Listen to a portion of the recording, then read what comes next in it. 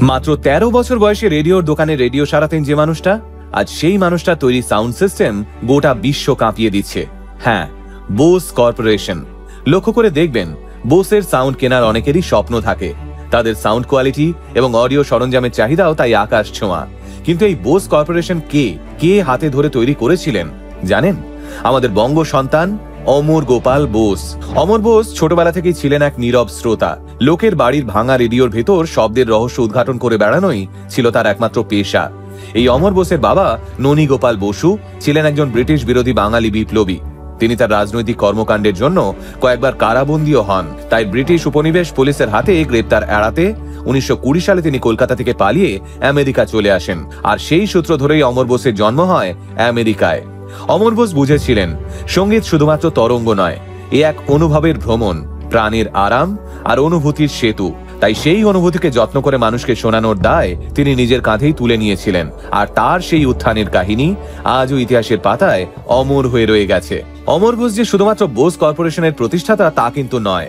আসলে তিনি ছিলেন একজন এমন শিল্পী যিনি বিজ্ঞানের যন্ত্রের ভিতর খুঁজেছিলেন সুরের আত্মা। 1929 সালে মার্কিন যুক্তরাষ্ট্রের ফিলাডেলফিয়ায় জন্ম হলেও অমর বোসের রক্তে ছিল ভারতীয় সংস্কৃতির ছাপ। অমর বোসের মা ছিলেন একজন আমেরিকান। তিনি ছিলেন ফিলাডেলফিয়ারই একজন স্কুল শিক্ষিকা। অমর বোস ছোটবেলা থেকেই ছিলেন সঙ্গীত প্রেমী, বিশেষত বেহালা বাজাতে পারদর্শী ছিলেন তিনি।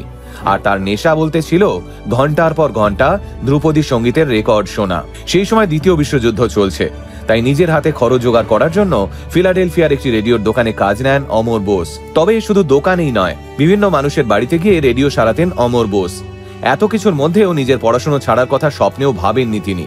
আর তাই রেডিও সারানোর পাশাপাশি অ্যাবিংটন সিনিয়র হাই স্কুল থেকে পড়াশোনা শেষ করে Massachusetts university of technology MIT থেকে ইলেকট্রিক্যাল ইঞ্জিনিয়ারিং এ স্নাতক হন অমর বোস। আর তারপর সেখান থেকেই PhD করেন তিনি। PhD শেষ করার পর ম্যাসাচুসেটস ইনস্টিটিউট অফ টেকনোলজিতেই একজন সহকারী অধ্যাপক হিসেবে নিজের কর্মজীবন শুরু করেন অমর বোস। সেই সময় নিজের অধ্যাপনার প্রথম স্যালারি দিয়ে একটা high end stereo speaker system কিনেছিলেন তিনি। কিন্তু সেই স্পিকারে গান শুনে মন ভরত না অমর বোসের। একটা শূন্যতা অনুভব করতেন তিনি সব সময়। আসলে অমর বোস ছোট থেকেই মনে প্রাণে বিশ্বাস করতেন, sound is not what you hear, it's what you feel.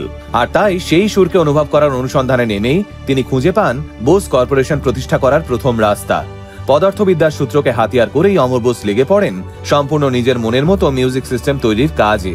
একে একে তার রেডিও সারানোর অভিজ্ঞতা থেকে শুরু করে ইঞ্জিনিয়ারিং পড়া সবটাই গুরুত্বপূর্ণ হয়ে উঠতে শুরু করে তার এই নতুন মহাযজ্ঞে।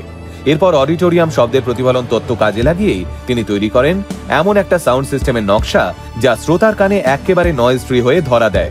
আর এভাবেই 1964 সালে জন্ম হয়েছিল বোস কর্পোরেশনের। যদিও প্রতিটি সাফল্যের আগেই তো ব্যর্থতা আসে, তাই মিস্টার বোসের তৈরি করা প্রথম সাউন্ড সিস্টেম দিয়েও সেইভাবে মার্কেট তৈরি করতে পারেনি। কিন্তু হাল ছাড়েননি মিস্টার বোস। আর তাই 1968 সালে তিনি তৈরি করেন Bose 901 direct reflecting speaker system, যা ঝড়ের বেগে জনপ্রিয়তা পায় গোটা বিশ্বে।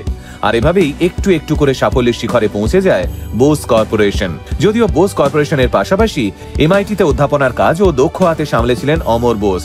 উল্লেখ্য, 2011 সালে তার বোস কর্পোরেশনের শেয়ারের প্রায় অর্ধেকটাই তিনি দান করে দিয়েছিলেন MIT-তে। মিস্টার বোসের গোটা জীবনে প্রিয় মানুষদের সঙ্গে বিচ্ছেদ, সাফল্য, ব্যর্থতা সবটাই এসেছে, কিন্তু তিনি কখনো হাল ছেড়ে দেননি। আর দেননি বলেই হয়তো আজও মানুষের কাছে বোস কর্পোরেশন মানেই এক অন্যরকম মুগ্ধতা।